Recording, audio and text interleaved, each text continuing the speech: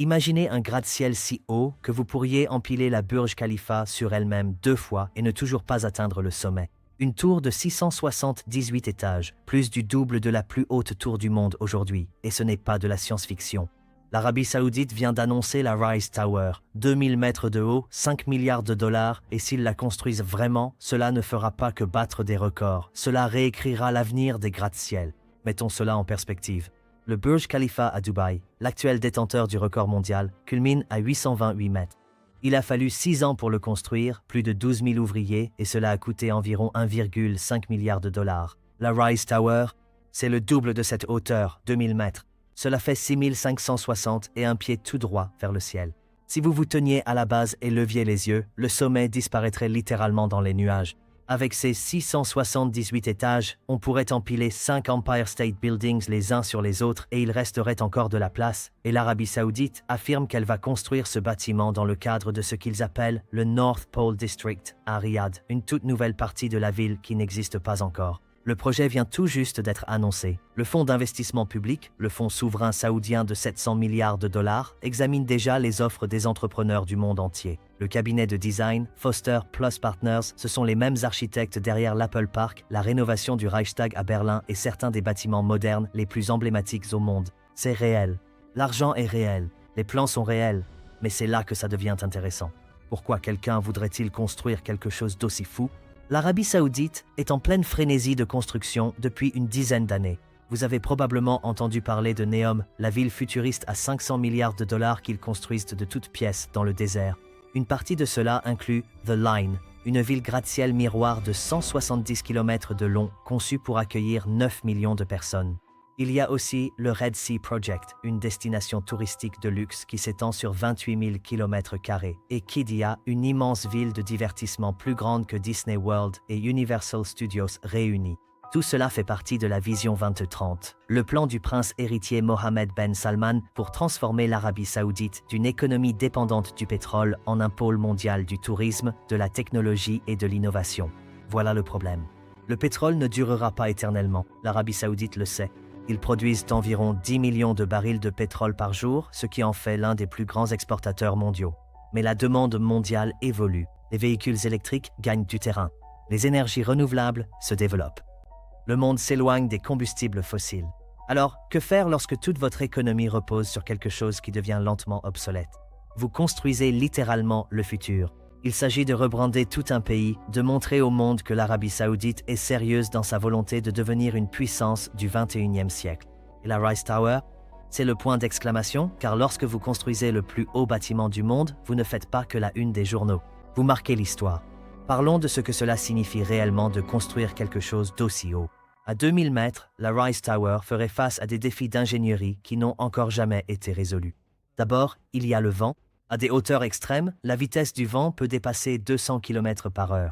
Le bâtiment devrait résister à des forces qui pourraient littéralement le déchirer. Les ingénieurs utiliseraient probablement une technique appelée amortisseur à masse accordée, d'énormes pendules à l'intérieur du bâtiment qui contrebalancent le balancement. Le Burj Khalifa, le Taipei Center utilise ce système, mais à une hauteur doublée, les forces sont exponentiellement plus fortes. Ensuite, il y a le problème des ascenseurs. La technologie actuelle des ascenseurs a ses limites.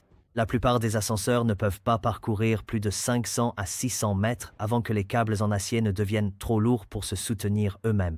Pour atteindre le sommet de la Rise Tower, il faudrait des systèmes d'ascenseurs à plusieurs étages, avec des étages de transfert où les passagers changent d'ascenseur comme on change de train.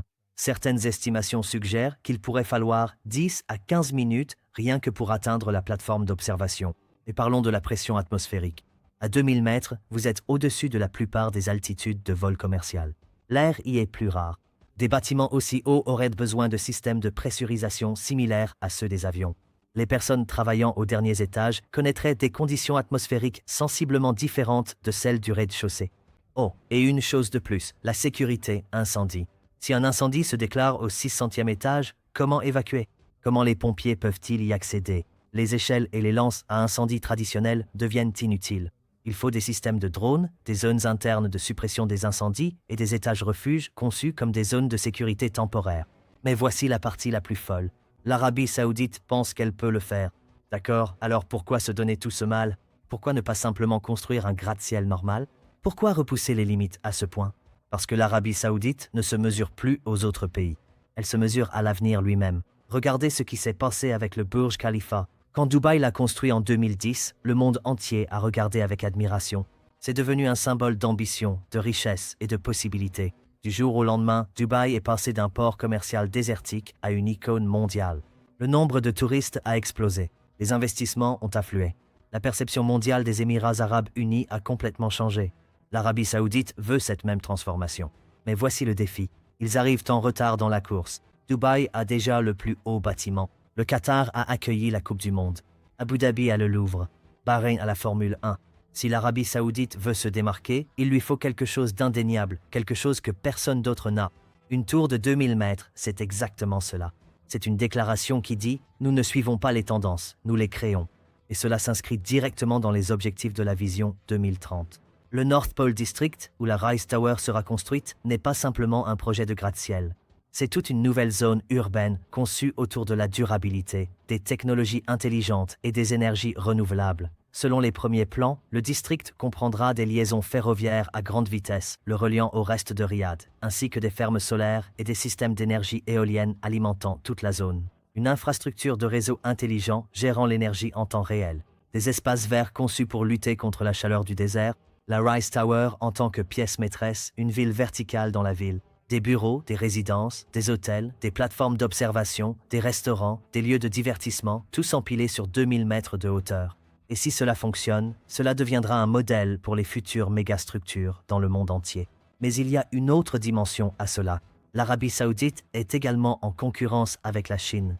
La Chine domine le secteur mondial de la construction depuis des décennies. Ils construisent des villes entières en quelques années. Des réseaux ferroviaires à grande vitesse s'étendant sur des milliers de kilomètres, des mégaponts, des méga-barrages. La Rise Tower est la façon pour l'Arabie saoudite de dire « Nous pouvons rêver tout aussi grand ». Et avec un fonds souverain de 700 milliards de dollars pour les soutenir, ils ont les moyens de réaliser ce projet.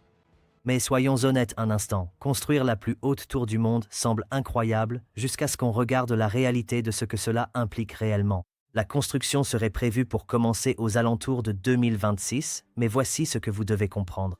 Il n'y a pas de date d'achèvement officielle et il y a une très bonne raison à cela. Des projets aussi ambitieux ne suivent pas les calendriers de construction habituels. Vous voulez une preuve ? Regardez la Jeddah Tower en Arabie Saoudite, initialement prévue pour atteindre 1000 mètres, ce qui la rendrait plus haute que le Burj Khalifa. La construction a commencé en 2013. L'objectif était une finalisation pour 2020.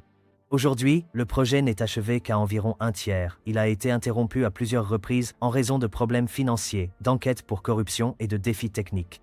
Et cela concerne un bâtiment qui ne fait que la moitié de la hauteur de ce qu'il propose avec la Rise Tower. Imaginez maintenant les défis de construire quelque chose 2 fois plus haut, les problèmes d'ingénierie dont nous avons parlé plus tôt. Ceux-ci ne sont pas encore résolus.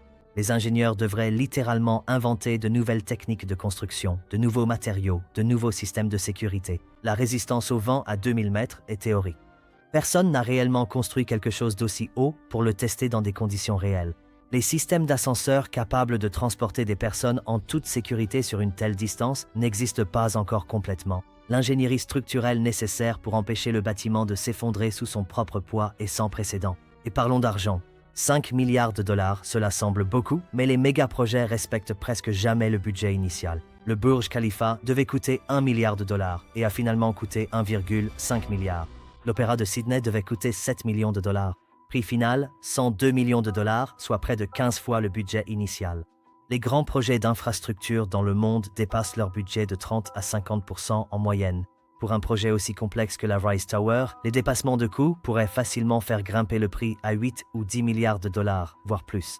Il y a ensuite la question économique. 5 milliards de dollars au minimum, c'est un investissement colossal, mais est-ce vraiment rentable? Le Burj Khalifa, bien qu'il soit le gratte-ciel le plus célèbre du monde, a eu du mal à remplir ses espaces. De nombreux étages restent inoccupés. La Rise Tower serait confrontée au même défi, mais à une échelle encore plus grande. Qui va louer un bureau au 500e étage? Qui va habiter au 600e étage? À de telles hauteurs, il faut composer avec des temps d'ascenseur plus longs, des coûts d'entretien plus élevés et des barrières psychologiques. Beaucoup de gens ne supportent tout simplement pas d'être à une telle hauteur pendant de longues périodes. Et puis, il y a le passé de l'Arabie Saoudite en la matière. Neom avait été annoncé avec une superficie de 26 500 km². Aujourd'hui, le projet a été considérablement réduit. La ligne devait initialement mesurer 170 km de long et accueillir 9 millions de personnes d'ici 2030. Des rapports récents suggèrent que la première phase pourrait ne faire que 2,4 km. L'Arabie saoudite voit grand. Parfois, ses rêves deviennent réalité, parfois ils sont discrètement révisés. La Rise Tower pourrait suivre le même schéma. La construction pourrait commencer en 2026 comme prévu, ou bien être retardée. Le design pourrait être modifié. La hauteur pourrait être réduite, ou bien l'ensemble du projet pourrait être mis en pause si les conditions économiques changent. Voilà la réalité des méga-projets. Les calendriers changent, les budgets explosent, les ambitions sont réajustées.